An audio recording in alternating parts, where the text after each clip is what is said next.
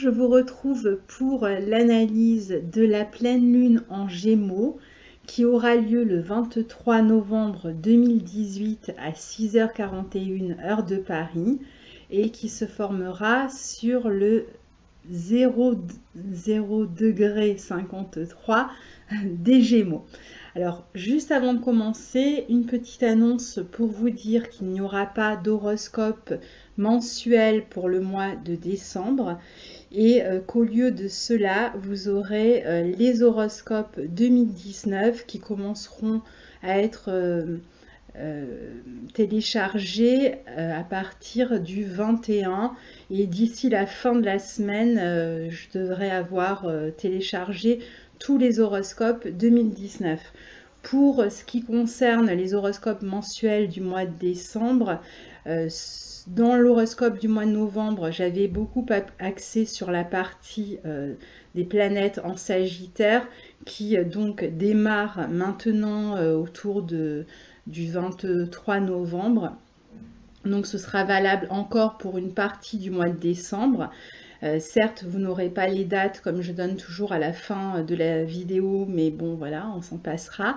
Et évidemment, dès mi-décembre, je téléchargerai les horoscopes du mois de janvier avec toute la partie Capricorne qui démarrera autour du 20 décembre. Donc, finalement, on retombera sur nos pieds, mais je ne peux pas faire autrement.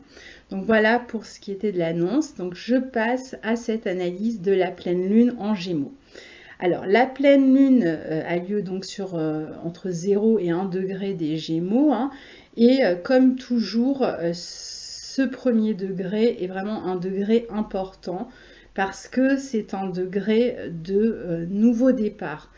Et on sait qu'on a plusieurs pleines lunes qui vont avoir lieu comme ça sur ce premier degré, enfin sur ce 0e degré.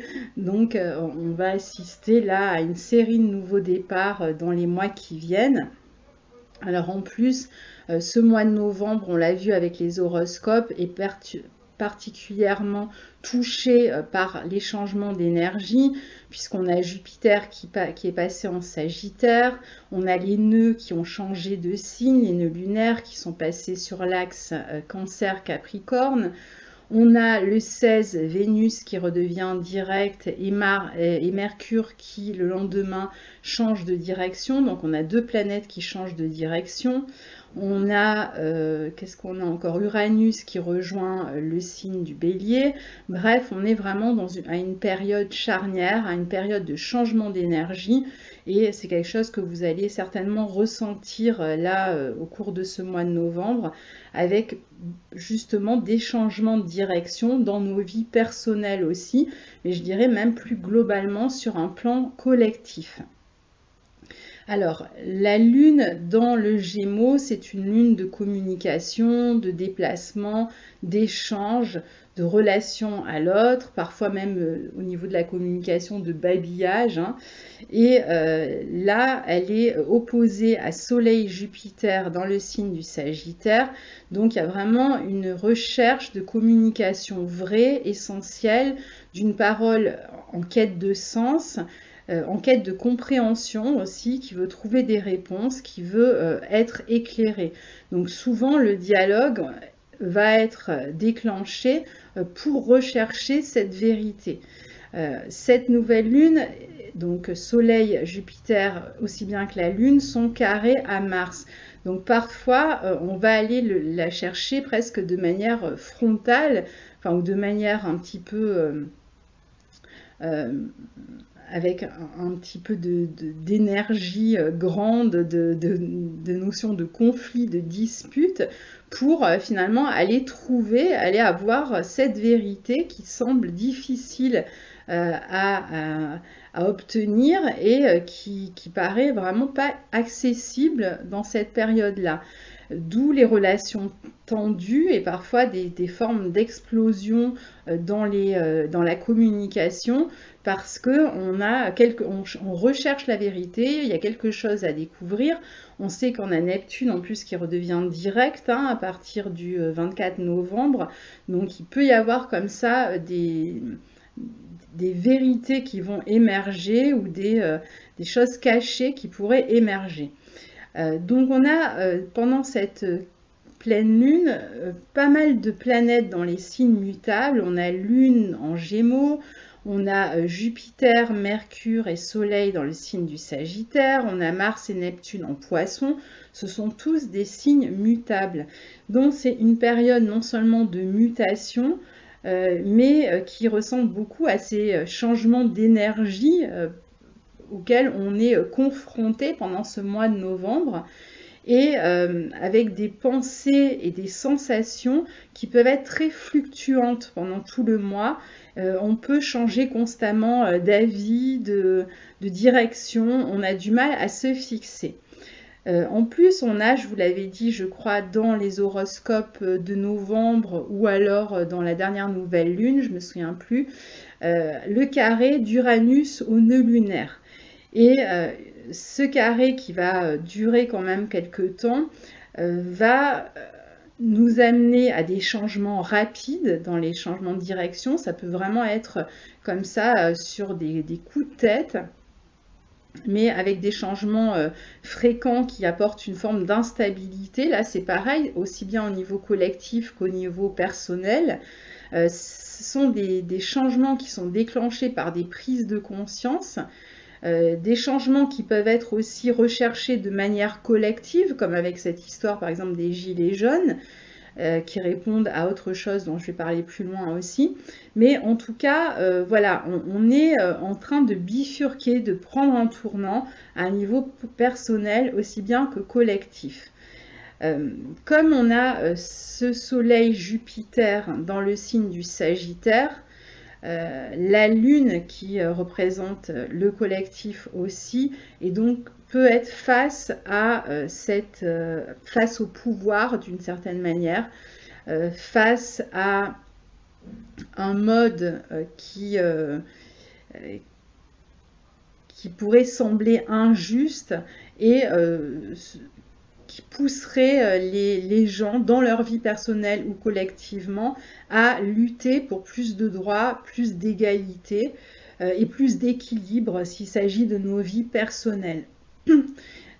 D'autant plus que Vénus, lors de cette pleine lune, se trouve dans le signe de la Balance et qu'elle est donc en recherche de relations harmonieuses, de justice aussi.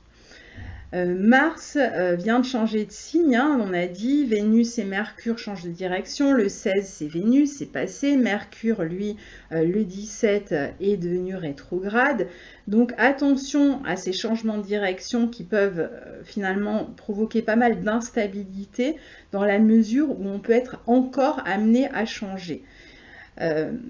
Pour l'instant, cette absence de réponse ou de vérité ou de sens ou de compréhension peuvent conduire donc à cette volonté d'en découdre avec la situation et donc à des états aussi émotionnels assez forts. Donc il peut être intéressant peut-être de demander conseil à des personnes avisées pour répondre à certaines questions. Et puis il va falloir faire attention aussi à ce que l'on dit, à ce que l'on pense, parce que ça a des répercussions directes sur ce que l'on ressent avec Mars en Poisson. On peut être assez malmené pendant cette dernière quinzaine de novembre sur le plan émotionnel. Donc ce sont des périodes intenses et évidemment aussi pour le couple, des moments où des affaires de couple peuvent se régler sur le plan juridique. Il peut y avoir des moments où on passe en justice hein, pour des raisons diverses, pour régler des questions et justement pour rétablir un équilibre, surtout si on a l'impression qu'il n'y a pas eu d'équilibre dans la relation. Eh bien, on va chercher à obtenir l'accord peut-être par le biais de la justice parfois, ou à rétablir un équilibre par le biais d'un conseiller. Ça peut être un conseiller de couple aussi, hein, un coach éventuellement. Donc il y a quand même des désaccords qui sont là, qui sont clairs et qui peuvent mener non seulement à de l'insatisfaction, à de la déception, mais aussi à des ruptures, il faut le savoir. Mais en même temps, il peut y avoir de nouveaux départs, hein. C'est-à-dire qu'on peut, les personnes qui sont en train de rompre en ce moment peuvent aussi être amenées à démarrer autre chose avec une autre personne avec laquelle elles auront peut-être plus d'affinité et plus d'équilibre, plus d'échanges vrais dans la relation. Donc on est quand même dans un renouveau et dans la possibilité de nouvelles relations avec beaucoup de tiraillements tout de même, hein, même si on démarre une relation entre ce dans quoi on veut s'engager et la liberté, l'indépendance qu'on veut garder, parce qu'il y a quand même, avec le carré d'Uranus au nœud lunaire, cette volonté aussi d'indépendance. Et puis c'est vrai qu'on a aussi Uranus et Vénus qui se font face, donc on peut être finalement tiraillé.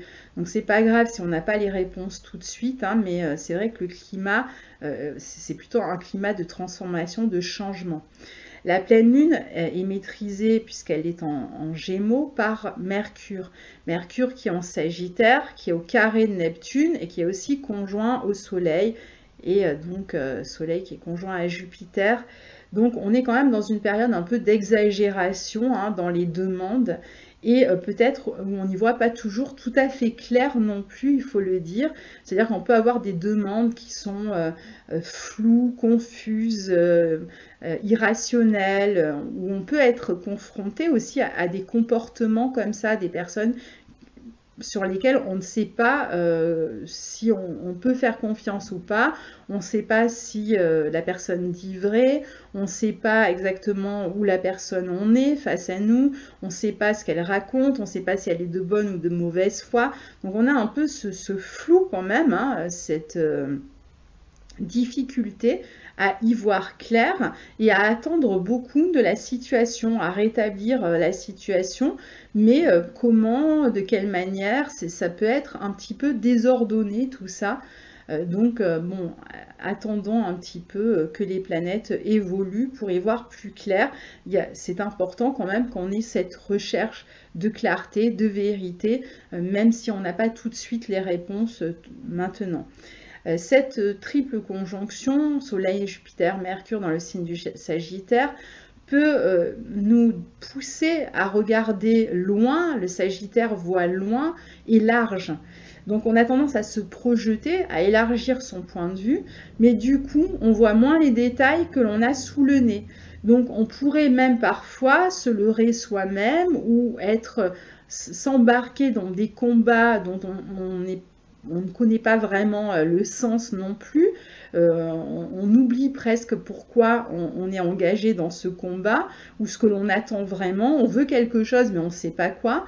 Il peut y avoir aussi des questions de rumeurs, ça peut être des périodes où il y a des fake news, des choses comme ça dans les médias, dans la presse. Donc attention aussi à ça, surtout si on combat pour certaines causes, ce qui est certainement le cas ici, puisqu'il y a ce carré de Mars à la Lune et à Soleil Jupiter en Sagittaire. Il y a vraiment cette volonté de combattre pour ses idéaux, pour plus de justice, etc. Mais là aussi, quoi, qu'est-ce qui sous-tend tout ça? Qu'est-ce qui sous-tend les mouvements? Il faut vraiment essayer de rester lucide si on le peut, parce qu'il y a des risques même éventuellement de manipulation ou quelque chose anguille sous roche comme on dit, hein. Il peut y avoir voilà, d'autres motivations que celles apparentes, même si on est sincère dans ses combats soi-même. Peut-être que tout le monde ne l'est pas et qu'à un moment donné, même ce qui peut se passer, c'est que le combat perd en direction et en sens, c'est-à-dire qu'au départ on combat pour tel idéal, pour telle volonté, et puis finalement tout ça se perd en chemin et on ne sait plus trop pourquoi on combat, mais on continue à combattre. Donc essayez d'être clair avec ces idées, parce qu'on a ce carré quand même entre Mercure qui est rétrograde, ne l'oublions pas, et Neptune, qui peut nous amener à ne pas vraiment comprendre de manière lucide les choses, c'est-à-dire qu'on est dans une forme d'idéal et en même temps on n'a pas toute la clarté, on combat peut-être pas au bon endroit, on frappe peut-être pas au bon endroit, on n'a pas peut-être une attente claire de ce qu'on réclame réellement, donc du coup le dialogue s'enlise et devient compliqué. Donc c'est important de travailler là-dessus. Important aussi à un niveau plus individuel, mais même collectif, de ne pas présumer de ce que l'autre pense, de ne pas imaginer ce que l'autre pourrait dire, mais d'être dans une véritable écoute dans la relation. C'est vrai que la lune en Gémeaux ne va pas toujours être une lune très à l'écoute, donc il va falloir faire attention à ne pas faire que parler et à savoir un petit peu ce que l'on dit, à essayer au maximum de restreindre peut-être une forme de dialogue intempestif, enfin de parole intempestive, puisque justement ce serait plus un dialogue, mais de savoir écouter l'autre aussi, parce que là c'est pareil, on pourrait s'y perdre en chemin. Alors très bien, si on est artiste, si on a besoin d'imaginer les choses, si on a besoin d'écrire, etc., il n'y a pas de problème, mais si on est dans des questions plus terre à terre, là ça devient compliqué. Et comme je vous disais, on peut être soumis à la mauvaise foi des autres ou à sa propre mauvaise foi. Il peut y avoir des mensonges, pas forcément des mensonges qui servent à manipuler l'autre, mais parfois c'est presque avec soi-même ici, hein, qu'il peut y avoir cette confusion qui fait que on réagit, on agit par rapport à des croyances, par rapport à ce que l'on présume, etc. Et en fait, on est complètement induit en erreur parce que c'est absolument pas ce que l'autre dit, sent, etc. Donc du coup, il y a des problèmes de compréhension et peut-être même des quiproquos qui peuvent s'installer. En revanche, c'est plus un temps où l'action, plus que les mots, je dirais, peut être importante parce que si on regarde, on a un sextile entre Mars et Saturne qui pourrait montrer que l'action finalement dit plus que les mots eux-mêmes. Donc voilà globalement pour cette période de pleine lune. Donc après, c'est vrai que n'allez pas forcément demander aux personnes autour de vous, les personnes qui sont vraiment autour de nous, frères, sœurs, entourage, etc., peuvent presque contribuer, amis, hein, à la confusion générale. Si on est dans une problématique en ce moment, il est possible que les personnes qui soient autour ne soient pas d'un grand secours, qu'elles soient aussi confuses que nous sur ce qui se passe. Donc attendez un petit peu avant de prendre des décisions trop tranchées. Et attention aussi, je dirais quand même, pendant cette période, à tout ce qui est les relations aux ados, aux problèmes autour de la drogue, autour de l'alcool, autour des médicaments, des intoxications alimentaires, etc. Comme en plus on arrive dans des périodes de fête, attention à ce que vous mangez, à ce que vous prenez aussi, parce que déjà qu'on est dans une période un petit peu confuse, si on ajoute des substances qui viennent accélérer ou augmenter ce risque de flou, eh ben, ça risque d'être encore plus compliqué du coup après à gérer et à redresser. Donc voilà globalement pour cette énergie de pleine lune. J'essaye de faire court comme d'habitude pour les pleines lunes. Donc vous allez être surtout touché si vous avez des planètes entre 0 et 3 degrés, des signes mutables ou des points importants, c'est-à-dire entre 0 et 3 degrés du Gémeaux, du Sagittaire, du Poisson et dans une certaine mesure aussi de la Vierge. Vous serez peut-être beaucoup plus touché par ce que je viens de dire, même entre 0 et 10 degrés, je dirais, hein. Ça peut aller même jusqu'à 10 degrés, donc du Sagittaire, du Poisson, des Gémeaux et de la Vierge. Vous allez être beaucoup plus touché par cette énergie-là telle que je viens de la décrire. Voilà, donc je vous retrouve d'ici la fin de la semaine pour tous les horoscopes 2019. Hein, il y en a déjà qui sont téléchargés et programmés. Ça devrait démarrer De mémoire, je les ai programmés pour mercredi pour les 4 premiers, Bélier, Taureau, Gémeaux et Cancer. Puis petit à petit, les autres vont suivre d'ici la fin de la semaine. À très bientôt, au revoir.